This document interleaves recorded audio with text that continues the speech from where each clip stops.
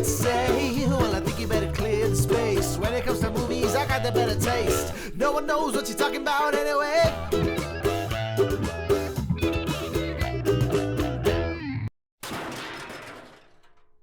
Welcome back to Anyway with Sam and Tyler. Hey Tyler, it's been a minute. It has been a minute. It's been a Gotham minute. It's been a blip. It's a long time. Well, we decided to come out swinging with the first episode of. Is this the new season? It's a new year, same podcast. New year, new us. Movies. What? I don't know. Anyway, so we're gonna be talking about a doozy of a film called The Batman. It is the longest movie I've seen in theaters, to my knowledge, and it is one of the best movies I've seen in theaters, I will have to say. What are your thoughts, Tyler? Oh, sorry. I'm Samantha. I'm Betty Geek on Instagram and stuff. Tyler, who are you? Tell us. I'm Tyler from here, the Grand Geek Gathering, and also Mostly Stream Making Challenge. But wait, is Endgame's longer than it? Endgame is 10 minutes longer than it, isn't it? Is it really? Yeah, because the Endgame is 3 hours long, where I think this is like 2 hours 58 minutes or something, 57 minutes. Okay, what? Oh, 2 hours. Okay, so Endgame it is 6 minutes longer than the Batman. I started off with even lying. Did you not see Lord of the Rings: Return of the King? No. What's Lord of the Rings? You haven't.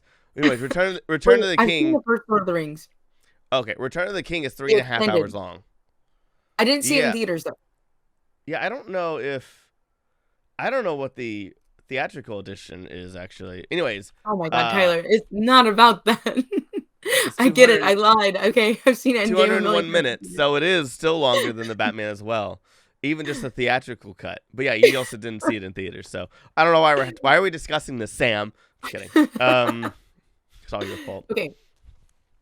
So we're going to be discussing The Batman today. Matt Reeves' The Batman, a beautiful film. Okay, so we're going to start off by let's rate it, okay, to kind of give our listeners a feel of our point of view, I suppose. So out of 10 batarangs, how many would you rate it?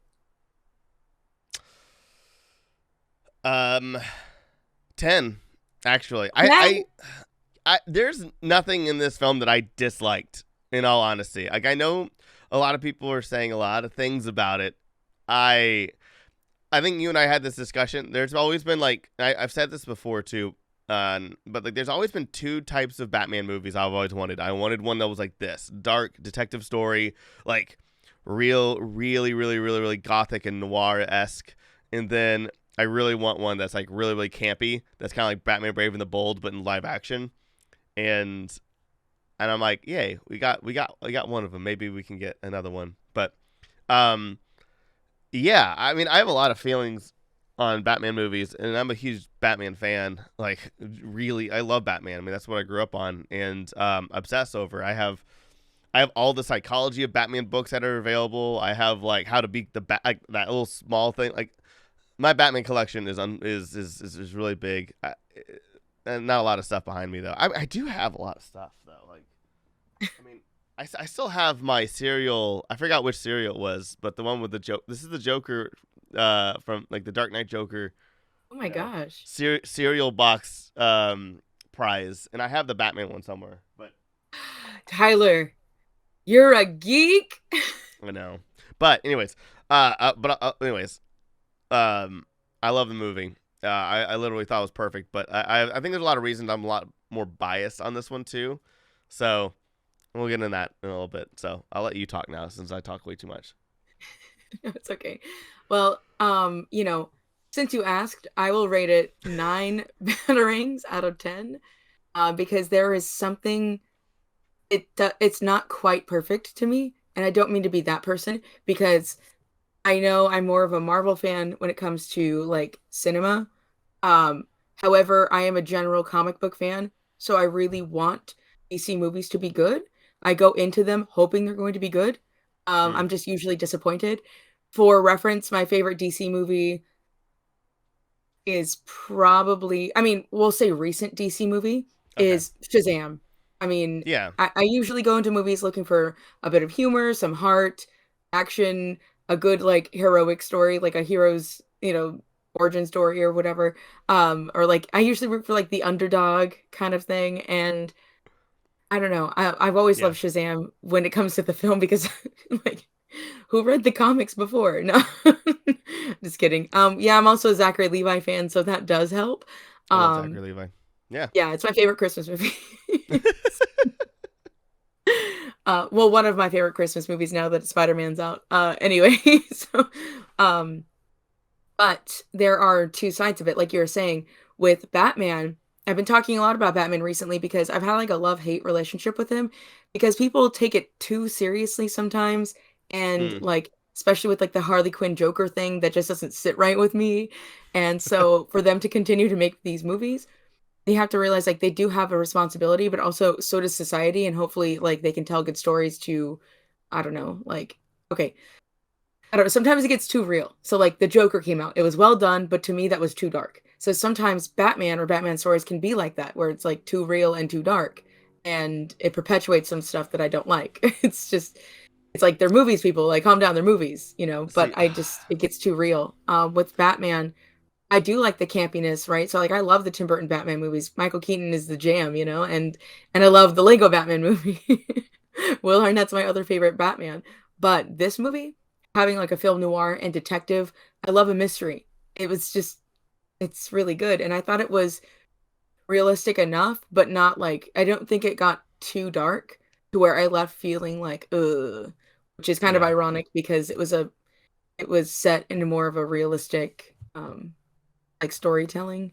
I don't know, but I loved it. No, it's cool.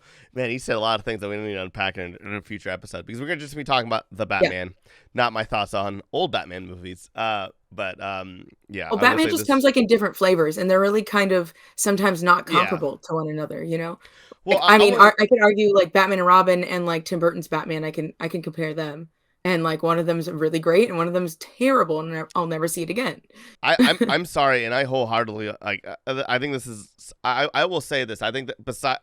Okay, I'll just say out of all the live action ones, I will say this. I think that the Batman, Batman and Robin, and Batman 66 are probably my three favorite live action Batman movies.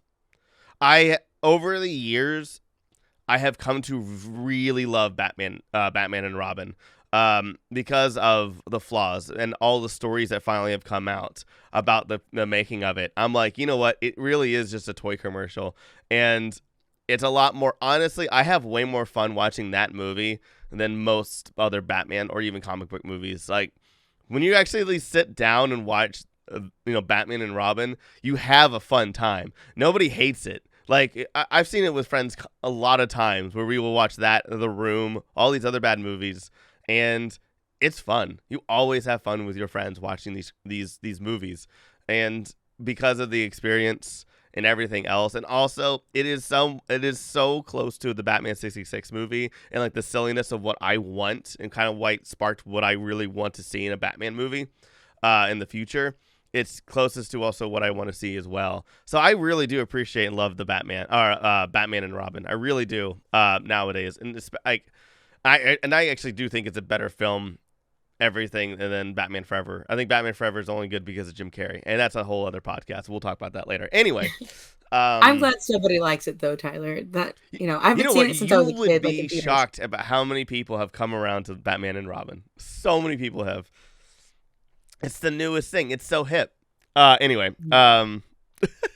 sorry. So something that really stands out to me when I think back to this movie is it's something that doesn't normally immediately grab my attention because normally it's like story, costumes, film,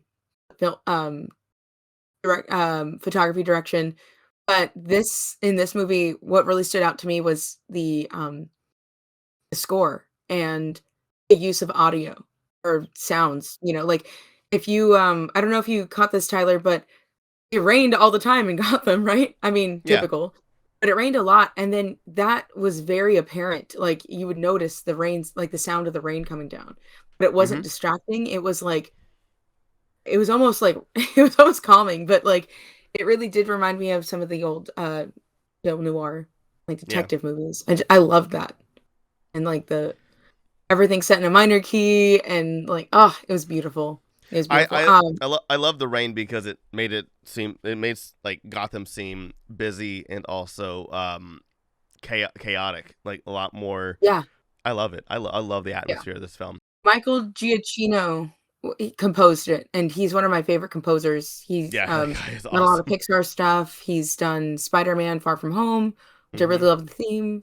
I think he did Homecoming. I think he's done all the Spider-Man movies, like for the MCU. Not sure, but he did He's Endgame. I done mean, he's so many done a lot things. of great Yeah. stuff, right? Rogue One, Rogue Yep. One, amazing. I'm trying to Which, remember. Yeah. Oh yeah, Star Trek. That's what I was like. I know he did. Yeah. yeah, Star Trek, yeah. Which Greg He did the Fraser was the Owl director of House. I photography. love the Owl House. Yeah. Greg Sorry. Fraser is the director of photography for the Batman and Rogue One. And when that was pointed out to me, because when there's certain parts where it just, that iconic hallway scene with Darth Vader coming down. There's certain things that reminded me of that when it came to Batman in this one. It's Mm. like just the calmness, but also like the threat and the suspense and the knowing that there's like power amongst you, if Yeah. you're one of the guys in the hallway.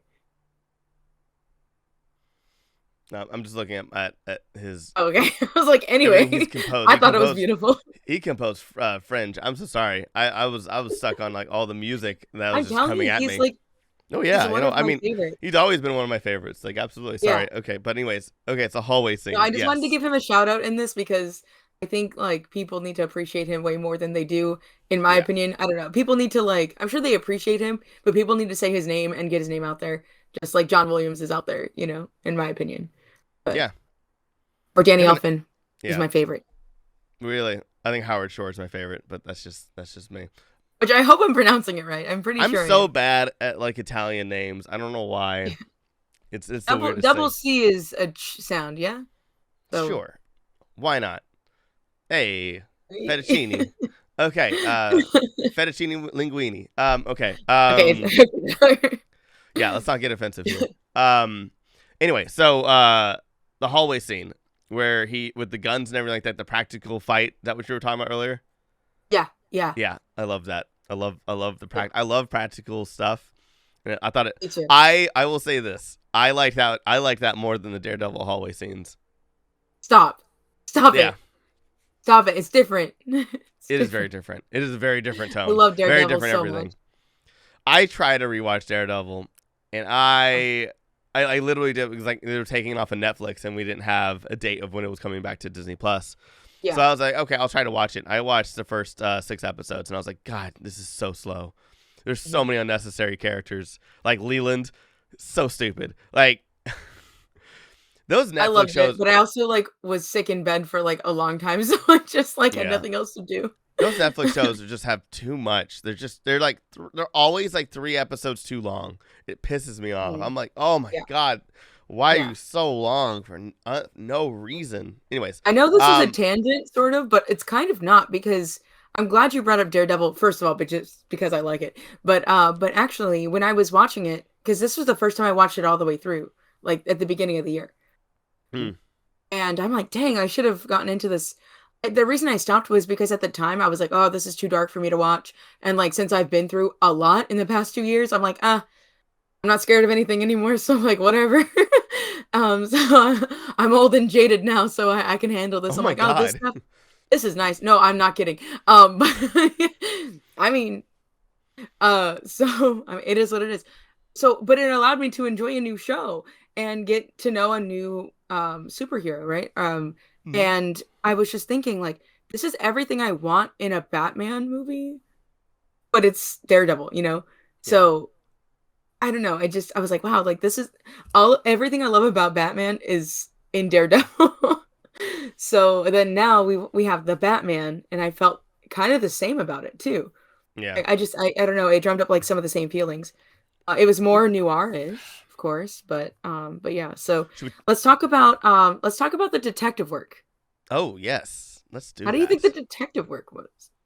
I know a lot of people are saying that the riddles were too simple. who cares? It's the first time he's being the Riddler.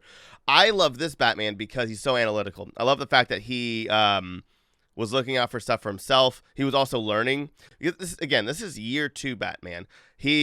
At this point, he just understands Gotham. He understands the crime. Now he's trying to shut it down. Like, he's now learning how to really hone in on all of his skills. That's the other thing. I know they always keep saying this is a more realistic Batman. I don't think this at all. I think this is actually a very fantastical Batman. I don't think this whole story is as real as the Dark Knight one, because like right, exactly. Besides him calling the bats in Batman Begins and like all of the Dark Knight, I don't count the Dark Knight Rises at all. Like, I don't count that movie at all. It's just so bad and stupid, and yeah, I agree. So it is such a horrible way to end that trilogy. Like, they went way too big. Like, they went way too big. And the fact that Nolan says anything bad about like blockbuster movies nowadays is like, I'm like, you made Dark Knight Rises, sir. You need to sit down. And with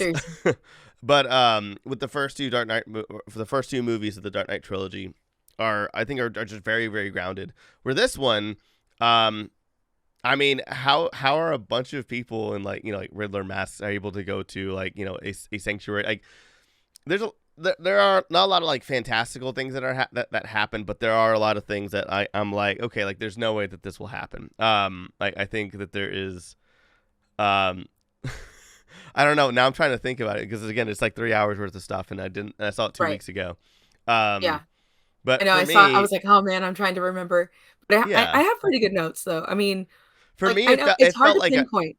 It felt like there's a comic book series called The Spirit by Will Eisner, and it kind of felt like that, like with Catwoman, like with the shots is like the panning shot, and then her like coming out of like the window and stuff like that. I felt like the atmosphere and everything like that. It felt it. I don't know what that would be called, like The Spirit. What kind of like genre or how I'm trying to describe it as, but it doesn't scream realistic to me in this movie. But there's a lot of realistic stuff. Like enough in tune with reality, but also, I mean, that's what I was kind of getting at in the beginning of this, where I didn't feel like, I feel like this is gonna like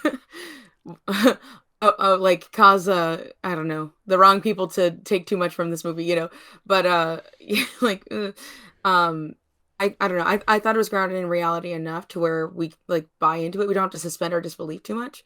Yeah. As I'm thinking about it right now, though, Tyler, I'm wondering if this movie, like same movie, just not Batman, if it was just like a general detective mystery movie, would it hit the same? You know what I mean? Yes, because honestly, it had the same beat. It had the same beats as Seven. It had the same beats as a little bit of Zodiac. I mean, a lot faster pace. I mean, it was just as long as Zodiac, but I felt like Zodiac is a chore to sit through. Great film, but Jesus Christ. But like, let's go with the Seven thing. So the Seven thing, there's a lot of ramp up and stuff like that. This movie obviously has a lot more action into it, which kind of helps its cause. Also, we knew these characters going in. Like, we all knew Batman, we all knew Catwoman, we all know Penguin. So like, we also had like that to kind of keep going. To get to persevere. But also Seven's no way near as long as this. I think it's only 2 hours long. But you had the reveal at the end. Like, we're just like, they're like, we got him, and then he's just there, and then like that whole scene of like, inside of the glass pane room. What's that called? That's not an intimidation room. What is it called? I think he would go to a prison first because, first off, corrupt cops. They probably want him there because he killed a bunch of mobsters and stuff like that. And the mob control Gotham. Also, they don't know what else is happening, so they need to make sure that he is in a place that he is by himself. So he's probably in solitary confinement or by himself in the prison, like what they were doing with the Joker. And the Dark Knight. Like, I think because the investigation was just so fresh and so like, basically they finally found his place. Putting him in an insane asylum again, near other patients or potentially near other patients and other people that don't have guns and stuff like that, like the crew who work at the insane asylum, probably wasn't the best fit. So I would assume he was just went to a prison first, and then at the end, of course, from what we saw in the movie, he was definitely in Arkham. Next Okay, yeah, to because I was like, like the person that we see at the end, like he has to be in Arkham, right? I don't know. yeah, he Yeah, is in that makes Arkham. sense. That makes sense. Well, Yeah. also by this time they've quote unquote dare I say this, but like according to the story, disbanded the or like have found out the corrupt cops. So now the other cops are coming in, like being like the other Gotham police people are like, nah, like What? I think let's that's take what care of this. because they were gonna make a show that was called GCPD, but apparently they're not making it Oh, anymore. that's right. Now they're making a Gotham show. I don't know. There's all these rumors that are going around, and in all honesty, even though I'm so excited for this franchise, I haven't done a lot of research into it. Lately, I found myself not really researching this stuff and just kind of like I just want things to happen, and whatever happens, I'll just Right. look at like especially with this movie. I watched the first trailer, and that was it. The first teaser, and I was like, I'm not watching anything else. I avoided all trailers, and I'm very happy because apparently I heard one of them had a bunch of spoilers in it. But yeah, this was my most anticipated film since they announced that Matt Reeves was directing it, and Mhm. I really wanted to go into this blind, and holy hell, am I happy I did so. I think it's another reason why I enjoyed it so much because I went in blind. I went in not knowing what to expect, and I am Mhm. going to watch this movie so many times on April 16th on Oh, HBO that's Max. when it comes on HBO Max. Oh, I believe so. Let me see. Let me yay. double check. But anyways, you talk. I've been talking way too long. No, it's all good. I feel like this is good. You know, we're starting the season off fresh. It's cool. So when the movie first begins, we get like that Halloween, like Michael Myers, like in the mask, like breathing and point of view, like ugh, like it was really an unsettling way to start off the movie, and we find out later that it's the Riddler. But he's watching through a window, creepy, Yeah. and even creepier, it's a little kid. He's like dressed as like a ninja, like fighting his dad. But I thought so, like immediately, I'm sure I'm not alone in this. We think, Bruce Wayne, his parents are gonna die. We really have to see this again. I'm so glad we didn't have to see this again. It was probably the best part of the movie. We didn't have to see the pearls flying. Um, because I we like the get pearls. I'm just kidding. it. But then we find out later that it's the mayor's son, right? And then just like the reveal of the Riddler, it's kind of like a jump scare for me when like the lightning strikes or I forget if it's like lightning or like the mayor moves and in the shadows you see the Riddler revealed, and it was so creepy. God, I love Paul Dano so much. I know you feel the same. I'm just so Yeah. happy that other people are getting it now. The Riddler is one of my He's. favorite Batman villains too. I don't Because know why he he's doesn't work as much as he should. Maybe he. maybe I he have a. doesn't want to. Yeah, exactly. I think he's just very picky on his Yeah, projects. Like good for I think it was him. like this Swiss Army Man and the only movies I've seen of him lately was Ruby Sparks, Swiss Army Man, and this. Like I'm Yeah, gonna look into his. yeah. I'm gonna see what's happening But with him. he did such a great job. Like he had like just enough like scariness to him and just enough madness, and then just like a little humor to it as Yeah. well, which was just so perfect. I think a lot of people get Oh, like he's worked a lot actually. Wow. The Joker. Oh, oops, sorry, sorry, Paul Dano. Yeah. That Sorry, one man. time I saw you at IKEA. Love you. He's in Looper. I forgot about Looper. I love Looper. Sorry. Oh, Luther, dang. But I feel like a lot of people, like I say people, I mean a lot of times in media or like movies or whatever, like the Joker and the Riddler are kind of one and the same, or they kind of borrow from each other a lot, or Wait, they in the kind of take. comics or what are you talking about? I'm just talking about movies and like movies and cartoons Oh, and stuff like that. okay. Well, I mean, I don't know. I've never gotten, except for Jim Carrey's Riddler and Frank Gershon. Frank, what's his name? From '66. But like the Riddler and the Joker are very, very different. And in fact, Exactly. they really hate each other in the comics. Mhm. But yeah. So like, yeah. What you're saying, like, yeah. I never Right, mind. I because apologize. like his no, it's okay. I just think that he's more methodical instead of like chaotic. Yeah. I don't know. So I'm just glad that we got to see that side of him. I love Riddler. And I thought this was like one of the best renditions of the Riddler. But as I was mentioning earlier, it's hard to compare because Jim Carrey did such a great job. I mean, but it's just such a different tone. Anyway, Jim Carrey just should have been the Joker. I don't know why they even had the Riddler. They should have just had the Joker come back. Like, I love Jim Carrey, and like Batman Forever is a movie that exists with a fantastic end song, "Kiss from a Rose." Um, but yeah, I love this. I love this Riddler. I don't know if I just love Paul Dano. He did amazing, and I Yeah. love the Riddler in this movie. I wouldn't say he's my favorite. I think my favorite Riddler is still from Batman animated series. I love Mm. like the suit. I love I just love his stories and just how he likes to mess with Batman's mind. It's not really about anything else. It's about like he does have one goal and he only does like one thing at a time. And I feel like that's Riddler to me. Like in the Arkham games, it's just him messing with Batman. He's not there for anything else. He's just leaving around clues and he's just trying to test Batman the entire time.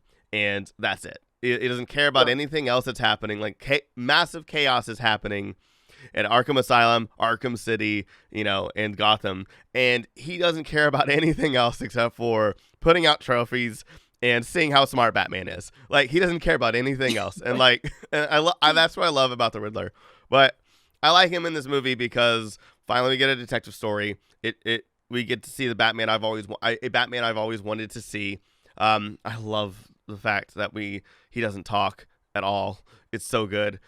But, like, I love how scary they made the Riddler, because that's something that we don't get to see ever, except for a certain few times in the comic books. And I feel like there's a terrible Batman animated series called The Batman, as well. It's just called The Batman. I'm not a big fan of it. It's the one with like the Rastafarian Joker, where he has like the big hair and stuff like that. And I think Keith Michael Richardson plays him, and he's amazing. Like, the voice of the Joker is fantastic. Like, he did an amazing job. His Joker's design is just very off and weird. Like, it's not because like I want him to look like all the other Jokers. It's more of just like to me it just doesn't match up.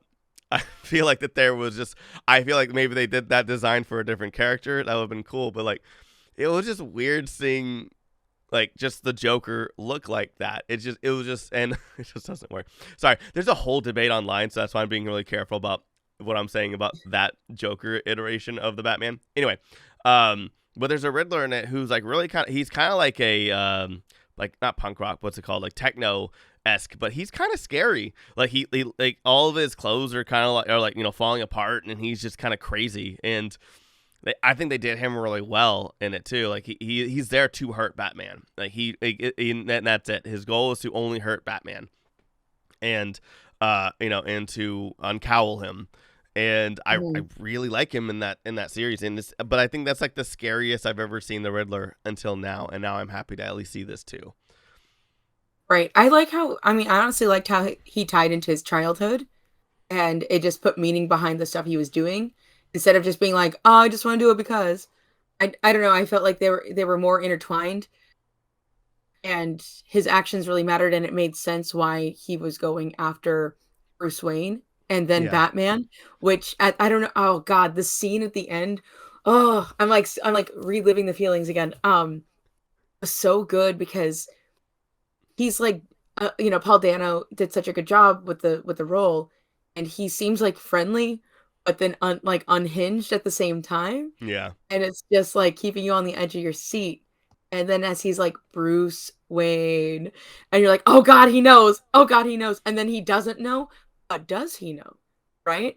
So I don't think that he's showing all of his cards, because I'm not sure that he doesn't know that he's not Batman, because there's something that like traps the Batman and Bruce Wayne at the same time. And it's like at the orphanage, right? So I don't know. Something like, I'm like, he has to know, I wonder if he knows. Oh, I will say this. I don't think he knew until Batman looked at him when he said Bruce Wayne. Right. I have a theory. I have a theory that he figures it out then, or he just doesn't know it all. I think or it's he either then. says it to try to see if he reacts, how he reacts. That's what I'm saying. I think that's exactly what he was doing. I think he was just like, oh, so good. So good. But maybe not also, because I mean, like, if you look at his entire apartment, like, it really does seem like he's just like he has absolutely no concept. So I don't know, like, I mean, God, if he doesn't show up in the third movie, I'm gonna be so pissed off, because I don't think he'll be in the next one. I think him and I guess we're already in spoiler territory. I think him and Joker will show up in the third one because Matt Reeves has already said Joker's not in this next movie. Like, or at least he's like, don't expect a Joker. Like, Right. Right. Okay, quick editor note. We recorded this before that deleted scene came out. So if you haven't seen it yet, go ahead and watch it. And we will definitely be talking about that in a future episode. There's also a deleted scene apparently where Batman sees the Joker. You know who the actor is, right? Yeah, I do. Yeah, I forget how to awesome. say I love Barry. that actor. I forget how to say his last name, but he's yeah, the I do. mind I think he's reader gonna in be great. Eternals. But I love that actor. I've seen him in a lot of other movies. I just forget what they are. I'm gonna go. He look does a at great it. job. Yeah, I think No, he's he gonna is be an great. amazing actor hmm for sure. Yeah, agreed. But I love in this movie that they're not perfect detectives right away. You know, it's early on. It's not. I feel like things aren't laid out in a convenient way, but that we still see Batman, or yeah, well, yeah, we can say Batman. We still see Batman, um, picking up things that are being clearly missed by the people that have these jobs. Like one of my favorite scenes, or one of my favorite moments, was like when he first gets on the crime scene and he's moving through, and just like that dynamic between like him and the detectives, and like the one detective's like, "Hey, what's with this guy?" And he's like, Oh my "Ugh," and he's god, like, "Oh my god." they all or hate him, and I or like, love it. yeah, yeah, yeah. It's so great because I feel like that would really happen. And then like, you know, Batman, he's just like quiet and stoic, which I loved. And he's just like, he like looks at something, and the photographer sees him looking at it and goes, okay, and like takes a Yeah, photo. like, like I it love how clearly he's would have been missed. scary. Yeah, he's scary to them too. Like he's not just Yeah, scary for those out in Gotham. He's like everybody's scared of him, it's but Gordon. intimidating. Yeah. Yeah, Which brings me to this this is I guess for the this is for the girls and the gays, Tyler. Sorry.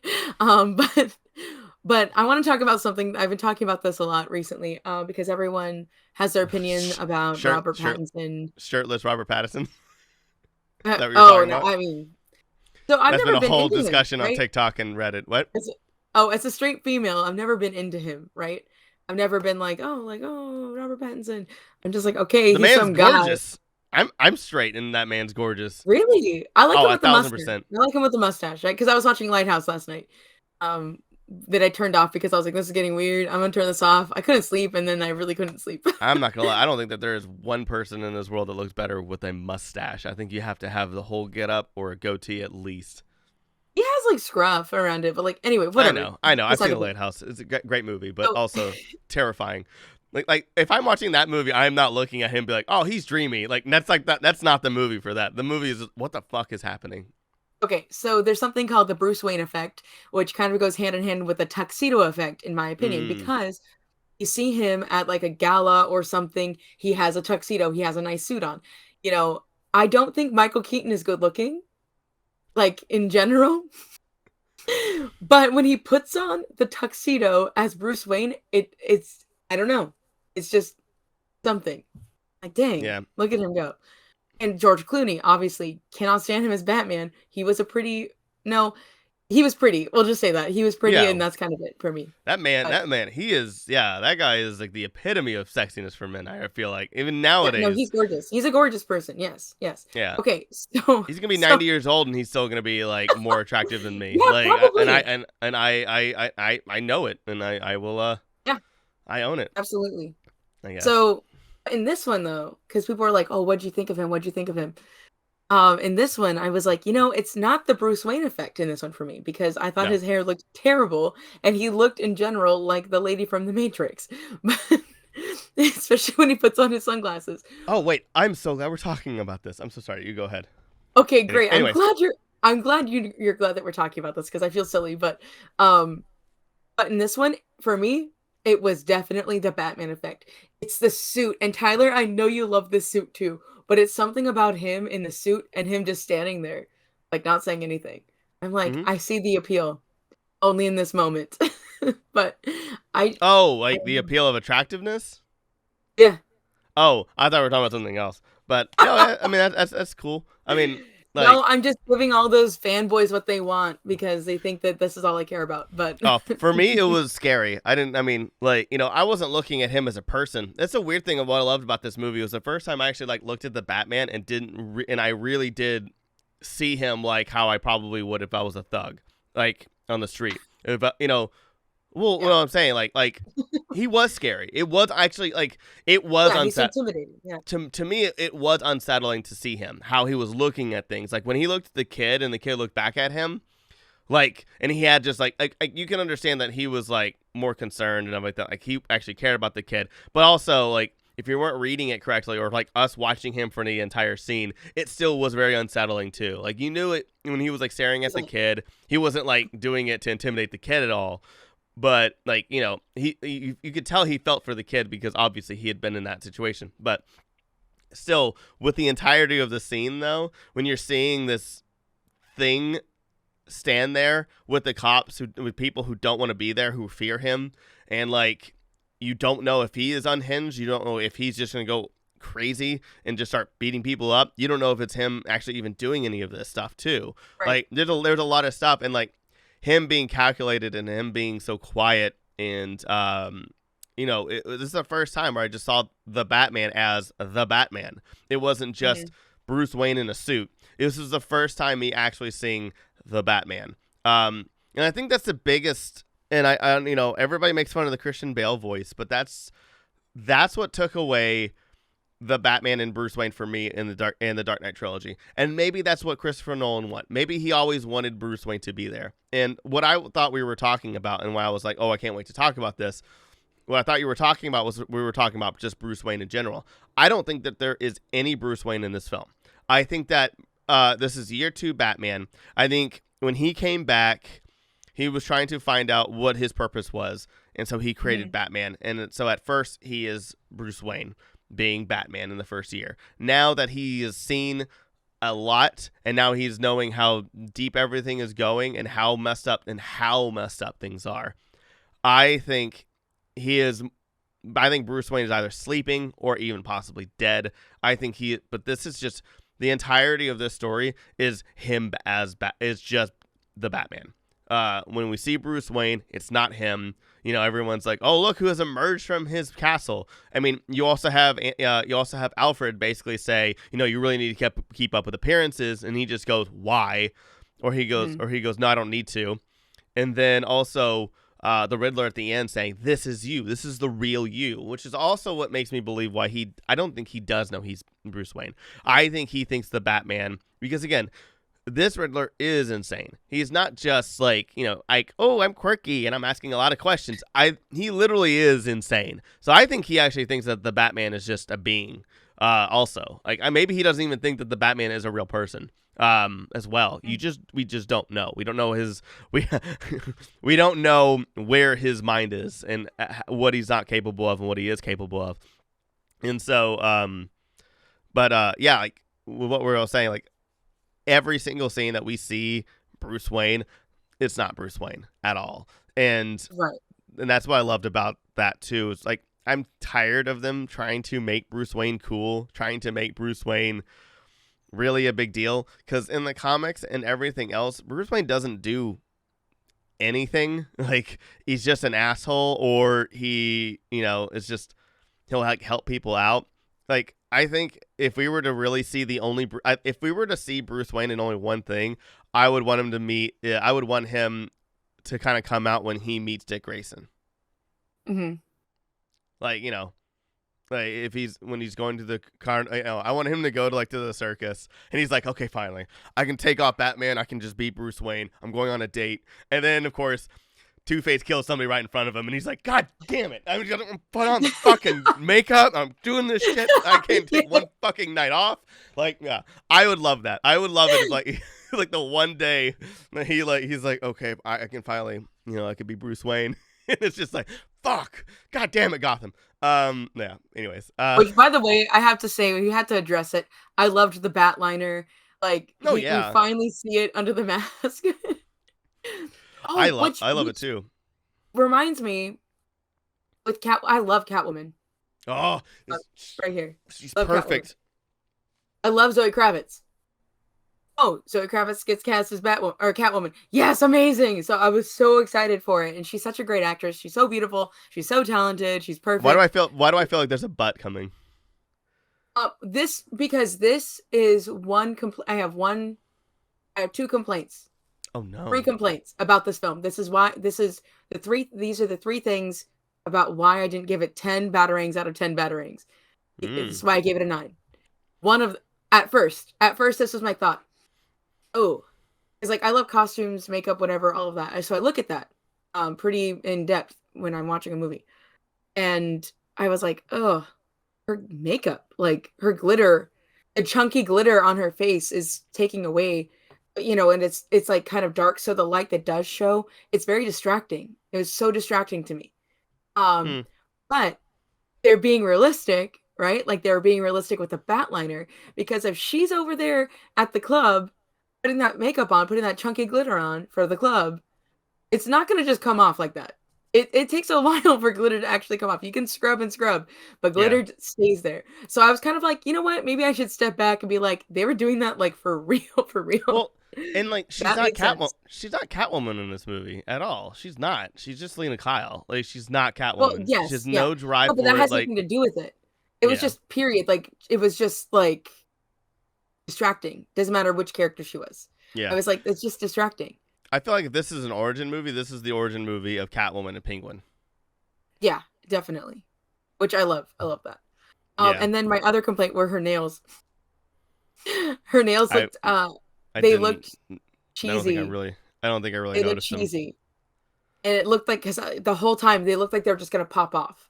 And so I was kind of like, oh no, it looks like they're going to pop off. I mean, there's so many people I know who I feel the same way. I'm like, man, how do those not pop off? No, I don't know. I mean, just they looked like they were gonna pop off. Like these are my real nails, but like they just, I don't know, the way that they were placed on her nails or on her fingers, like she went like this. I was like, they're gonna fall off. But and that's not. I mean, forgiven. Of make course, it or break forgiven. That's not a make it or break it. But just kidding. It was just like, and that's the thing. That's how good this movie was. If I'm complaining about her nails. You know what I mean? Yeah. I just think that they could have been better. I feel like that's like nitpicking at its finest right there. Absolutely. Because that was distracting to me. That's crazy. The other thing though, and it was more apparent in Selena Kyle than it was in anybody else, in my opinion, the fighting. I liked that it was street fighting. I liked that it wasn't like planned and choreographed, but it looked like low energy. It looked like they could have like cut a little bit when they would cut to her. And it looked like she was just kind of like, it looked like they should have cut already where it was like a little bit choppier. I don't know. It seemed a little low energy to me, not as impactful. I think it goes with her character where she doesn't want to put a whole bunch of effort into it. But I mean, I also remember she was trained. We don't know anything about this Batman. In my opinion, I think he just kind of came back and he learned how to like box and do other shit. He probably got in a lot of fights around the world. And then, but like, I don't think we have like a Ra's al Ghul Batman. I don't think we have one where he like even met Santara, sorry, the father. I don't think he met any of these people. I think he just kind of went out in the world, got in a bunch of fights, and then came back to Gotham and be like, you know what, fuck it, I'm gonna just go crazy.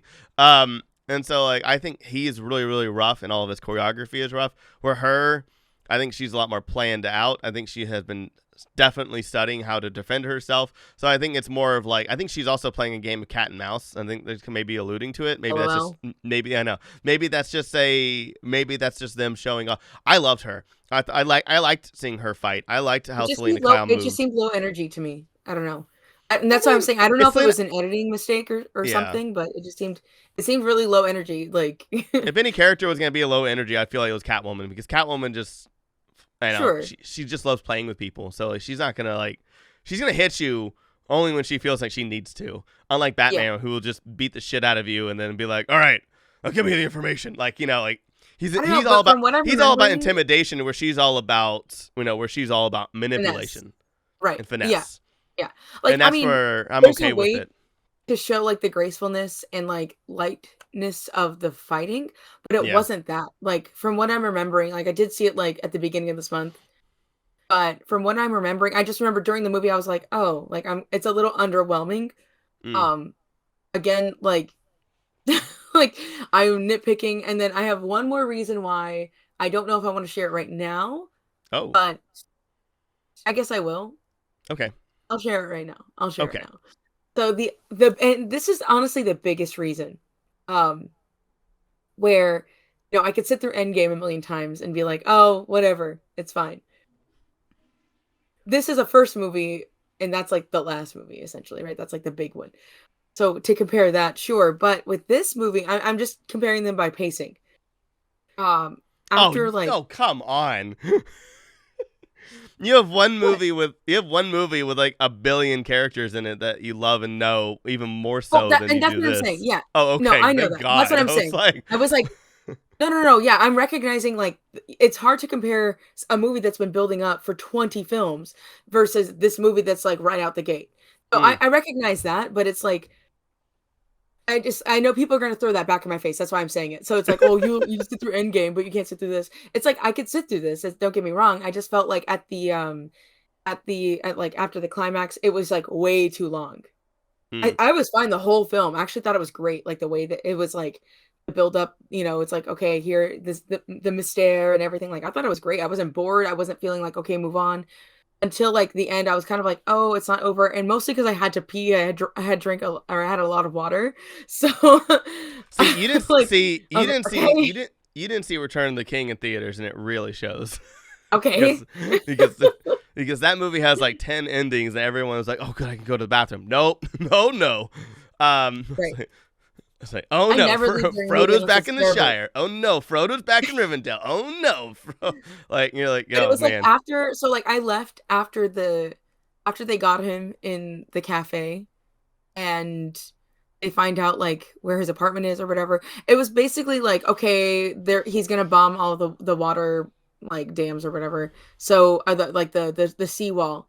And I'm like, okay, I think it's just gonna be a bunch of explosions. I can go to the restroom. So I like ran to the restroom real fast and I came back and I was like, okay, I felt like I didn't miss anything.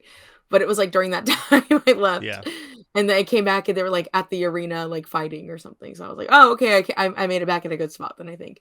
But but yeah, I oh my god. This is one of those movies, yeah, you can't really miss a lot out of it because it Right, does keep, even exactly. though it is long, it keeps going. And there's so many people who are saying, and they're like there's like, oh my god, I will say this, and I don't care about it, if I'm outing myself, and you know what, screw it. I hate Kiss Your truth. so much. I hate Gene Simmons. I really do. I think he is a terrible person, and that's fine. And he made a tweet basically saying, "Oh yeah, this should have been a 2 hour long movie. Blah, it's so boring." And I'm like, you're one thing, you're unintelligent. You're great at business, but you're unintelligent. Secondly, no, I don't think anything. I'm glad that we finally have a 3 hour Batman movie. I think if any character deserved a 3 hour long movie, it should be Batman. Like it's the one character that is constantly being revamped, constantly being rebooted. Academy Award winning. I mean, it really, The Dark Knight changed everything. It made superhero movies actually like be taken seriously. I know Iron Man came out the exact same year and was a huge impact as well, but like that, I mean, I still think The Dark Knight it inspired future Marvel films though. yes, absolutely. Because it did raise the bar. Yeah, I mean, you got Christopher Nolan, who's like one of the, he's not one of my favorites, but he's like well-renowned, one of the most beloved directors out there. And like you have him making Batman, and then now you have Matt Reeves, who is also an amazing director, do Batman. You have a Joker movie. Like the Batman just deserves a long movie like this, and it's really weird having all these people being like, "Oh, it's just too long. They should have cut it down." It should have been 2 hours long. I'm like, no, why? Where? Like what would you cut? This is it's a noir movie. It's a detective movie. Everything is put in place. Like even Knives Out is really long, and that's one of my favorite movies. I love Oh, I Knives love that Out. movie. Yeah. And like I wouldn't want any of it cut out. For me, it's So just like it's the structure of like you get to the climax, falling action resolution shouldn't be longer than 20 minutes or something.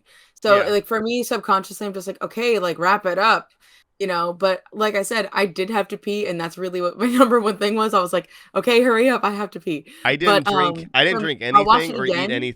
I didn't drink or eat anything. I know 6 hours before the Oh my movie. god. I went in. I did the same thing for Endgame, right? I didn't drink anything the day of Endgame. And I saw it at 2 p.m.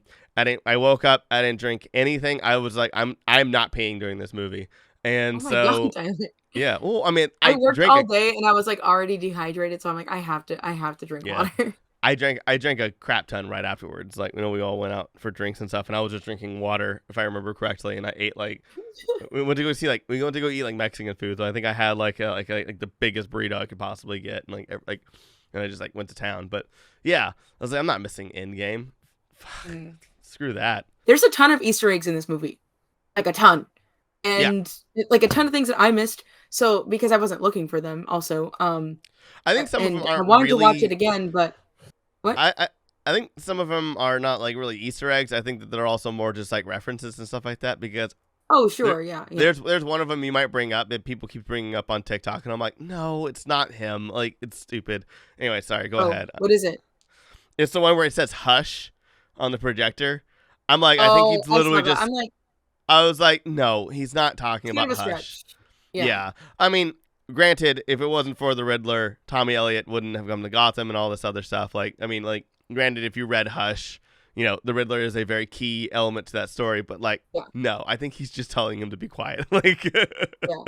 No, I think people have dived way into like and like they're stretching for Easter eggs and meaning and yeah, everything like behind this movie, which I'm like, okay, if enjoy the movie how you're gonna enjoy it, but I don't think I'm gonna bring up any of those. But like on a letterhead, there's like Miller and Moore, there's stuff like that, and then like yeah, Bloodhaven, which might lead into having Nightwing. yeah. And so I'm like, oh, okay. So it's like stuff like that that's more like you obviously can see it. But just like okay, the Penguin. So I was talking about how there's always like a main villain for Batman and then like a secondary villain, and it's mostly villains in general in Gotham, but there's kind of like a secondary villain, like a stepping stone villain where Yeah. like you can see him looking out and it's like a flooded city and he's like, I'm gonna reclaim this and make this my thing. And I really want to see more of the Penguin, honestly. I think we Um will. I think we will too. I loved having all the Falcons and all that. I'm Like so happy. yeah, no, seriously, I know. So I was just like just seeing all of that was just like chef's kiss I'm on that. happy that Selena Kyle is the daughter of Yes, Falcone right. because like that was a thing in the 90s that and like I Yeah, feel like that they just abandoned that a lot and I was like I've always loved that storyline. I've always liked that connection. I thought that yeah. was I thought it worked well in the comic books and I was like cool, like do it. Like and they did it and I was so happy with that. Yeah, me too. It's like weaving that tangled web, right? Of this like it's just so it's like layered, right? So, okay, so we haven't really talked much about him, but we love him. I know we both love him. Alfred. Oh yeah. Alfred. I mean, So, okay, so this is going to be a Spider-Man spoiler, by the way. I know you're here for the Batman, but this is going to be a Spider-Man Far From Home spoiler. Just a warning. Um, but I literally thought he was going to die, and I got really sad because I'm like, no, we can't lose Aunt May and him in the same, like, few months. Like, please don't do this. Please don't do this. And I'm so glad that they didn't. I really am. But I think the they scare, like, the intensity, like, the racing home, like, really made me, like, anxious and like because of my like personal experiences, so I was just like, oh my god, like that to me was the scariest one of the scariest moments in this movie. And then just I don't know, like people have been picking up like really detailed stuff, but like some of the cards that the Riddler had for Batman, like one was a lady with a phone and the other one was a mad scientist with an explosion, and it did yeah. kind of mirror that like oh, what's her name, that lady that works for him, The like maid, she yeah. picks I up the forgot her name. phone and then she was like, it's too late, and it's like, oh god, like that whole scene was one of the best scenes in my opinion in this movie. It was so good. Oh my god, like oh, it was beautiful and terrifying, but I'm glad he's still alive, Me which too. leads me to pretty much, I mean, there's a lot of things we could talk about in this movie, but this is like something that I wanted to ask you about, Tyler.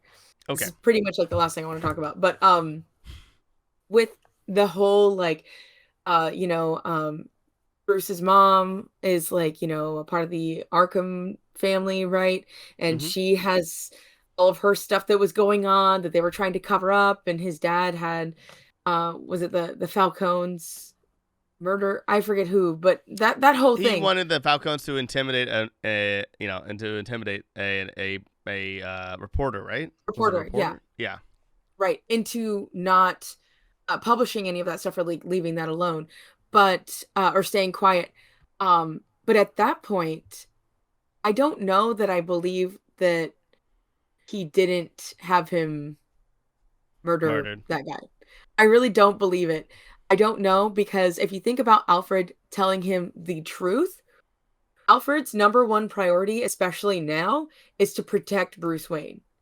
And I think he's still protecting Bruce Wayne by not telling him the actual truth. I think he's spinning a story, or he doesn't believe that. That he's believing that what's his face? What's his dad's name again? Oh, Thomas Wayne?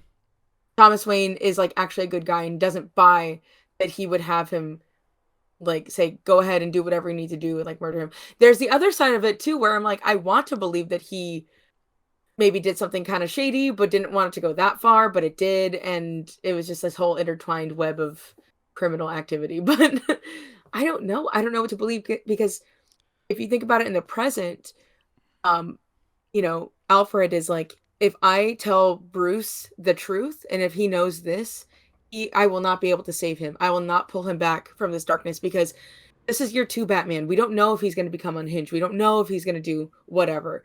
You're trying to protect him. He's dealing with a lot. That's the last thing he needs to know. You know what I mean? So I don't know about that. I'm probably thinking too much about it, but I don't know. What are your thoughts? I think Thomas Wayne did not do anything because I think Falcone is trying to manipulate Bruce Wayne so he has that power over Bruce Wayne. Mm-hmm. I think yeah, because he's Falcone. He wants to own the city, and Bruce Wayne is the richest person in the city, and yeah, he wants to control him, just like he was trying to control his dad. So I don't believe anything Falcone says. I will believe Alfred. I see what you're saying, but the thing is like if they alluded that this Thomas Wayne stuff would carry over into the next movie, or it wasn't like resolved, which they did resolve it. I think it's just done. I think it's over. I think like they're like, okay, it's over. Like Bruce Wayne now knows, and it's aware, and this is over. I don't think it'll ever allude to it again. So with me thinking that, and if they don't, then I think that Thomas Wayne was good, and Alfred was 1,000% correct. But if it does pop back up later on, maybe not. But to me, it felt like it was a like open case shut. Like Falcone's manipulating, Bruce Wayne.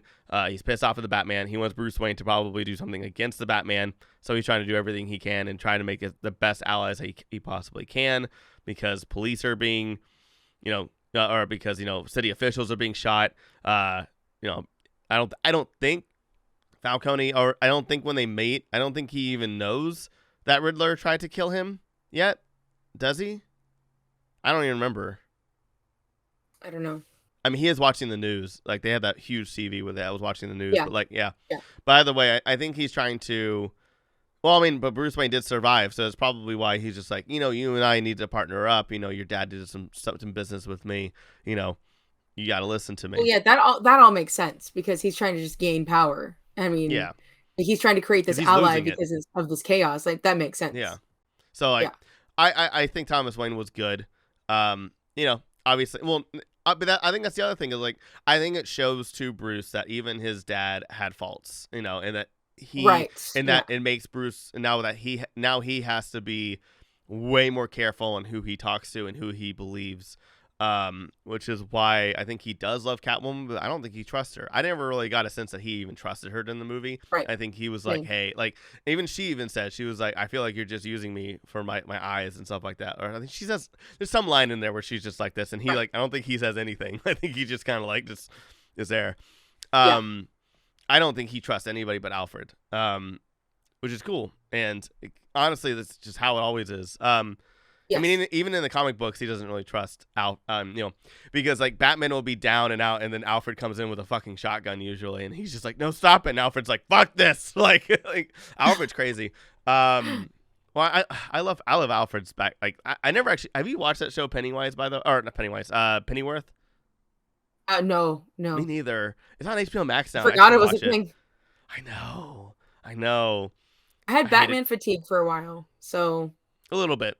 Yeah, I just didn't watch Gotham. I watched the first season. I was like, this sucks. No, thank you. It started getting pretty good, and then I was like, I stopped watching it.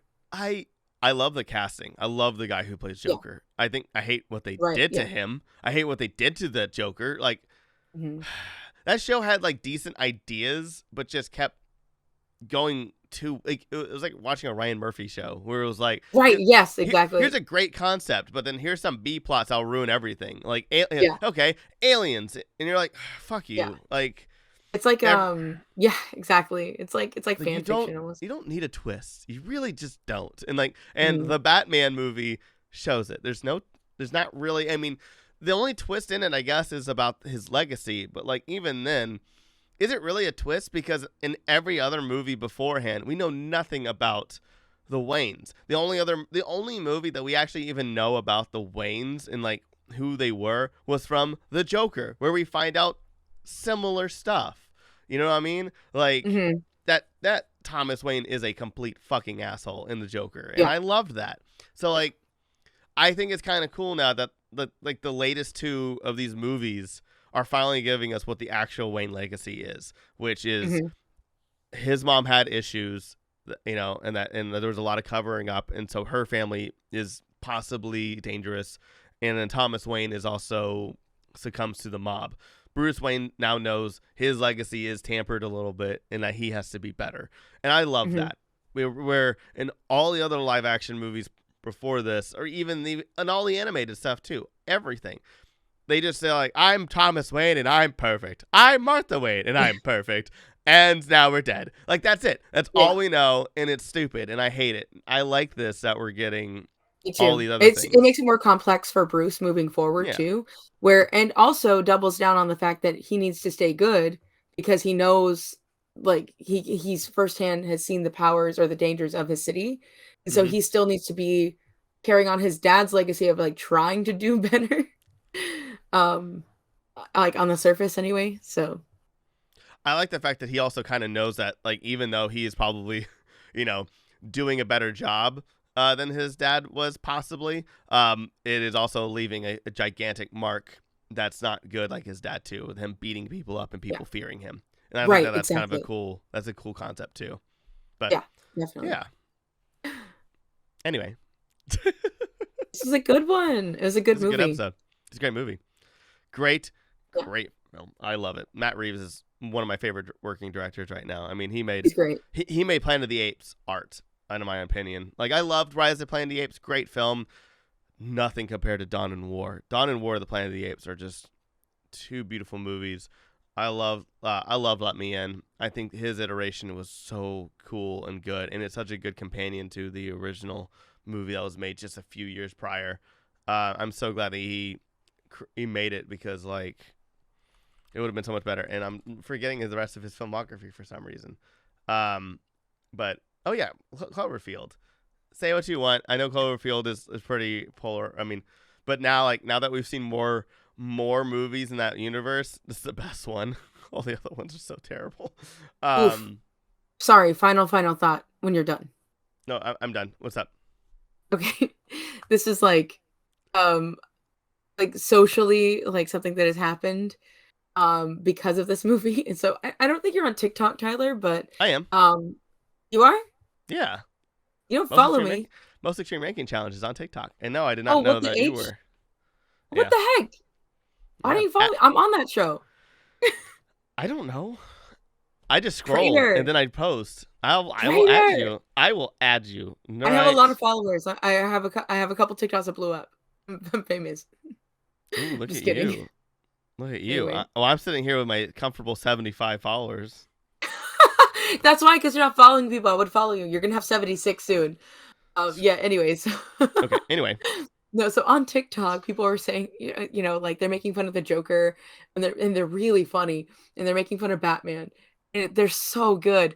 There's one in particular, like it's like a trend, and it has the like Nirvana song playing behind it, of course, which I don't like. The Nirvana song, I think, like, I don't like it. It kind of like took me out of. I don't even like Nirvana, and I really. Oh my god! Most Extreme Ranking Challenge followed me. I don't even like Nirvana, and I love that song and that. Like, I thought in that movie it worked so well. That was one of the few times where I was like, oh, okay, an actual like real song actually enhances scene. I don't know. Anyway, so they, they're I'm not gonna get the actual like thing right, but it's like POV POV. Batman finds out you've been swimming and you ate a Dorito 29 minutes ago, and then like you see Batman come out and he just starts punching the camera. I've not seen that one. Maybe my algorithm's all weird. I get a Like, lot of Harry POV, Potter you're and Disney swimming in the stuff, Gotham which Municipal Pool, yeah. and you ate 29 minutes ago, and then Batman comes out and like beats you up. It's I funny. I get so much Disney and like Harry Potter stuff, and I don't like either. And I'm like, why am I getting this? I'm not. This is. I'm fix the algorithm. Like, I don't care about either of those franchises. Yeah. But I do love Encanto. But anyway, Yeah. Anyway, Sam, where can people find you? People can find me when I want them to find me because I'm vengeance. No. They can find me on Instagram at Betty Geek, BETTIEGEEK, and they can also find me at things like I don't know when this is posting, Tyler, but I'm just gonna say it. WonderCon, April 1st, 8 p.m. See you there, losers. Unnecessary debates. I'm so excited to be a part of unnecessary debates once again, where we debate about things that are absolutely unnecessary, but it is necessary for you to like, comment, and subscribe and attend if you can. I still need to write the questions. Yeah. And then I'm Tyler. Please subscribe to our channel. If you enjoyed this, we'll be doing this a lot more. I know Samantha's kept cutting in and out, but we'll do this in person for the next episode and continuing on. I know. You didn't tell me that. Oh yeah, so bad. Like right then, like right when you went on. You're like, yeah. Yeah, we'll do this in person. And thanks so much, Sam. It's so good to be back. Season 2 of Anyway with Sam and Tyler. But yeah, go see The Batman if you haven't seen it. If you haven't seen it, why are you watching this? We spoiled so much. But yeah, happy Batmaning. And yay!